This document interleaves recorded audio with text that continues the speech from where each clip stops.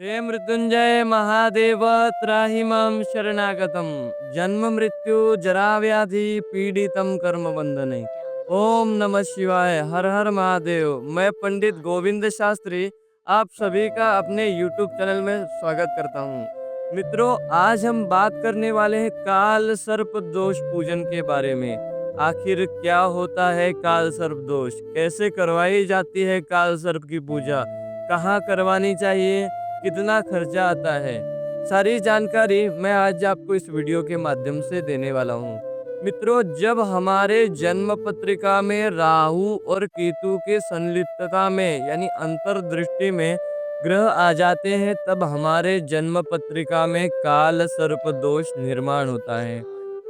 काल सर्प दोष निवारण निर्माण होने के कारण हमारे जीवन में नौकरी, व्यापार, विवाह, शिक्षण और संतान, इन 5 क्षेत्रों में अनेक प्रकार की समस्याओं का सामना करना पड़ता है।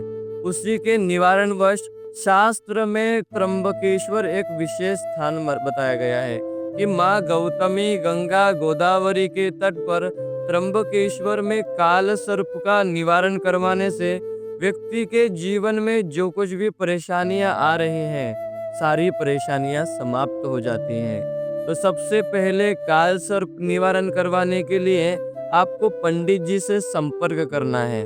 पंडित जी आपको कुछ विशिष्ट पूजा के मुहूर्त देंगे। अब मुहूर्तों में देखा जाए तो वारों में सोमवार, गुरुवार, शनिवार और रविवार। तिथि में देखा जाए तो द्वितीया, चतुर्थी, अष्टमी, पंचमी, द्वादशी, अमावस्या और पूर्णिमा, इन विशिष्ट मुहूर्तों पर काल सर्प की पूजा करवाई जाती है।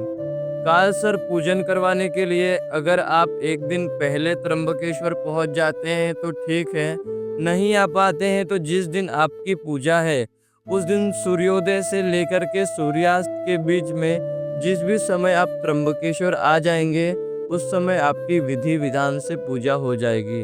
आपको त्र्यंबकेश्वर में आने के बाद में सबसे पहले हमारे आश्रम आना है। आश्रम आने के बाद में सर्वप्रथम देवादिदेव महादेव शिव शंकर का रुद्राभिषेक करना है। रुद्राभिषेक होने के बाद में सर्वप्रथम गणेश जी का मंगलाचरण होगा। मंगलाचरण होने के बाद में कलश का पूजन करेंगे। पुण्याह वाचन, पुण्याह वाचन विधि होने के बाद में षोडश मातृका यानी आपके कुल देवी का पूजन होगा। 16 प्रकार की देवियों का आशीर्वाद लेने के उपरांत यहाँ पर आयुष्य मंत्र का जाप किया जाएगा। नांदी श्राद्ध विधि होगी। अपने पूर्वजों को श्रद्धा पूर्वक दिए जाने वाला जल तर्पण, जिसे नांदी श्राद्ध कहा जाता है।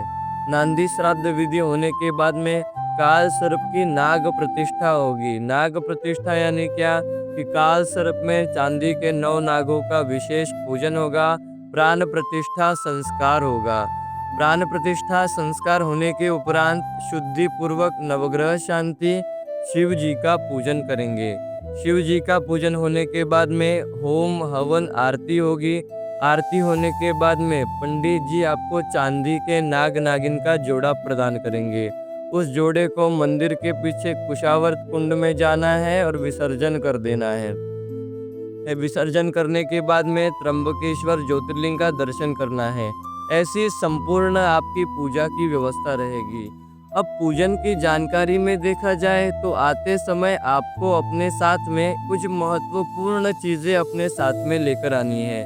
पहली बात यानी अपने पूर्वजों के नाम, कि जो भी पूर्वज आपके परिवार में एक्सपायर हो गए हैं, जिन किसी का नाम आपको मालूम होगा, उन सभी का नाम एक कागज पर नोट करके ले आना है। दूसरी बात यानी पूजा में पहनने के लिए वस्त्र। वस्त्र में देखा जाए तो पुरुष होंगे तो धोती गमछा या कुर्ता पैजामा, महिलाएं होंगी तो साड़ी या सलवार सूट। काला, हरा, नीला कलर छोड़कर जो कपड़ा पूजा में पहनकर बैठेंगे पूरी तरह से नया होना चाहिए। पूजा के बाद त्र्यंबकेश्वर में उसे छोड़ देना है। जिनका पूजन है उनकी जन्म कुंडली या date of birth time place जो आपके पास होगा साथ में ले आना है। बाकी कुछ लाने की आवश्यकता नहीं है। सारी जानकारी, सारी व्यवस्था पंडित जी की तरफ से रहेगी। आप सभी को एक विशेष सूचना मैं आपको दे देता हूँ।